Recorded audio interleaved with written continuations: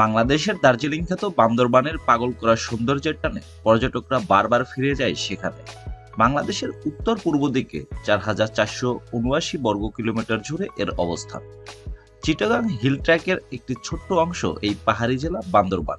অসংখ্য নদী, পাহাড়, লেকের অবস্থান এই জেলাতেই। বাংলাদেশের হিমালয় খ্যাত সাকা হাপোহং এর অবস্থানও এখানে। আঁকাবাঁকা পাহাড়ি রাস্তার দুপাশে সবুজের সমারোহ, স্নিগ্ধ বাতাস, মেঘের লুকোচুরি আর মেঘ ছোঁয়ার অনুভূতি পাওয়ার জন্য হলেও আপনাকে বান্দরবান আসতেই হবে। তবে তার আগে জেনে নিতে হবে কিভাবে যাবেন বান্দরবান, কোথায় থাকবেন, খরচ করতে হবে কত টাকা, আর ঘুরবেনই বা কোন কোন জায়গায়। তাই চলুন দেখে নেওয়া যাক Bandarban tour plan. Tour plan সাধারণত ভ্রমণকারীদের সময়, সুবিধা ও ইচ্ছার উপর নির্ভর করে। প্রথমবার বন্ধু বান্ধব কিংবা যারা পরিবার পরিজন নিয়ে বান্দরবান যাবেন, তারা সহজেই বান্দরবানের জনপ্রিয় জায়গাগুলো ঘুরে মেঘ ও পাহাড়ের সৌন্দর্য উপভোগ করতে পারেন। আমাদের উদ্দেশ্য বান্দরবান ভ্রমণ পরিকল্পনা নিয়ে একটি ধারণা দেওয়া। চাইলে আপনি আপনার মতো করে সাজিয়ে নিতে পারেন সবকিছু। বান্দরবানের কাছের জনপ্রিয় জায়গাগুলো ঘুরে দেখার জন্য অন্তত এক রাত থাকা উচিত।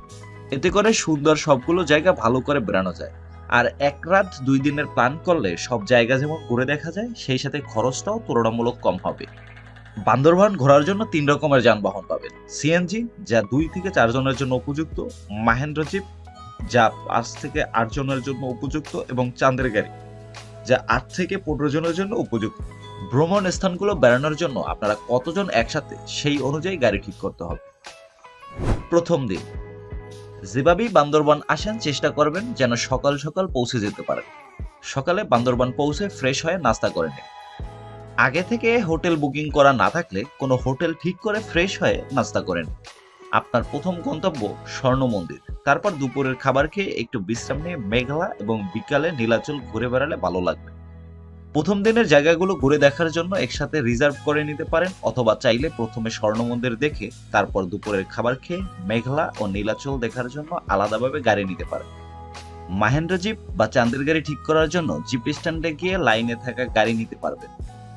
সবগুলো জায়গা ঘুরে দেখার জন্য সিএনজি রিজার্ভ 800 থেকে 1000 টাকা, মাহেন্দ্র জিপ 1200 থেকে 1600 টাকা এবং চাঁদের গাড়ি 1800 থেকে 2200 টাকা লাগবে। তবে দামাদামি করে নিতে হবে এবং সিজন অনুযায়ী ভাড়া কম বেশি হতে পারে। তো গাড়ি নিয়ে প্রথমে চলে যান স্বর্ণ মন্দির। স্বর্ণ মন্দির প্রবেশ করার জন্য জন প্রতি 50 টাকা করে টিকিট কাটতে হবে। যেহেতু এটি একটি ধর্মীয় স্থান, তাই এমন কিছু করবেন না যেন ধর্মীয় মূল্যবোধে আঘাত লাগে। স্বর্ণ মন্দির ঘুরে আবার শহরে ফিরে আসুন। শহরে কোনো রেস্টুরেন্ট থেকে দুপুরের খাবার খেয়ে নিন, অথবা চাইলে সরাসরি মেঘলা গিয়ে সেখানের খাবার হোটেল আছে, খেয়ে নিতে পারবেন। তবে কম খরচে খেতে চাইলে শহরের হোটেল থেকে খেয়ে নেওয়াই ভালো হবে। দুপুরে খেয়ে যদি হাতে সময় থাকে একটু বিশ্রাম নিতে পারেন। তবে নীলাচলের জন্য যত বেশি সময় রাখবেন তত ভালো হবে, কারণ বিকালে নীলাচল অনেক সুন্দর। তাই চেষ্টা করুন সেখানে আগে চলে যাবার। নীলাচল প্রবেশ করতে টিকিট কাটতে হবে। বিকাল থেকে সন্ধ্যার সময়টুকু সেখানেই কাটিয়ে দেন। নীলাচল থেকে এইবার আবার বান্দরবান শহরে হোটেলে ফিরে আসুন। ফ্রেশ হয়ে বিশ্রাম নিয়ে রাতের খাবার এবং রাতের বান্দরবান শহর দেখার জন্য বের হতে পারেন। রাতের বান্দরবান ভিন্ন রূপে আপনার কাছে দেখা দেবে। রাতের খাবার শেষে চাইলে ব্রিজের কাছে গিয়ে সাঙ্গুর রূপ দেখতে পারেন। হোটেলে ফিরে এসে তাড়াতাড়ি ঘুমিয়ে যাওয়ার চেষ্টা করুন। পরদিন নীলগিরি দেখতে যেতে চাইলে সবচেয়ে ভালো হবে যত সকালে সম্ভব রওনা দেওয়ার। যত সকালে যেতে পারবেন পাহাড়ে মেঘ দেখার সম্ভাবনা তত বেশি। দ্বিতীয় দিন খুব সকালে উঠে নাস্তা করে নিন। তারপর আপনার সুবিধা মতো যানবাহন ঠিক করে নিন। তবে এক্ষেত্রে সকালে সময় নষ্ট না করতে চাইলে আগের দিন গাড়ি ঠিক করে রাখতে পারেন, তাহলে সকালে রেডি হয়েই রওনা হয়ে যেতে পারবেন। নীলগিরি যাবার পথে শৈলপ্রপাত ঝর্ণা, মিলনছড়ি ভিউ পয়েন্ট ও চিম্বুক পর্যটন কেন্দ্র, এই সবগুলো জায়গায় একসাথে একই দিনে ভ্রমণ করতে পারবেন।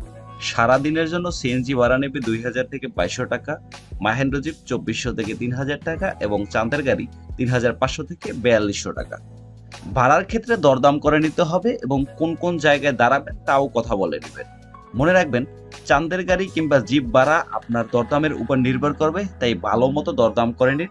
তবে ডিসেম্বর ও জানুয়ারি মাসে পিক সিজন থাকার কারণে সাধারণত ভাড়ার পরিমাণ আরো বেশি হয়ে থাকে। যদি খুব ভোরে রওনা দেন এবং মেঘ দেখার ইচ্ছাটাই বেশি থাকে, তাহলে যাবার পথে কোথাও না দাঁড়িয়ে সরাসরি নীলগিরি চলে যান। নীলগিরি থেকে ফেরার পথে চিম্বুক, মিলছড়ি ও শৈলপ্রপাত ঝর্ণা ঘুরে আসবেন। নীলগিরি ও চিম্বুক প্রবেশের জন্য টিকিট কাটা লাগবে। আর দুপুরের খাবার নীলগিরিতে করে নিতে পারেন অথবা চিম্বুক পর্যটন কেন্দ্রের সামনে আদিবাসীদের হোটেল আছে, খেয়ে নিতে পারবেন। তবে এইসব ক্ষেত্রে আগেই অর্ডার করে রাখলে খাবার রেডি পাবেন, নয়তো খাবারের জন্য অপেক্ষা করতে হতে পারে। আর সাথে করে কিছু শুকনো খাবার ও পানি নিয়ে যাবে। বান্দরবান থেকে নীলগিরি দূরত্ব প্রায় 50 কিলোমিটার, শুধু যাওয়া ও আসাতেই প্রায় 5 ঘন্টা সময় লাগবে। পথের অন্যান্য জায়গা ভালো করে দেখা ও নীলগিরি ঘুরে বেড়ানো এবং যাওয়া আসা মিলিয়ে 7-8 ঘন্টা লেগে যাবে, তাই সময়ের দিকে খেয়াল রাখতে হবে। নীলগিরি ঘুরে আবার বান্দরবান ফিরে আসুন। দিন শেষে রাতের পাশে আপনার গন্তব্যে রওনা হয়ে যান।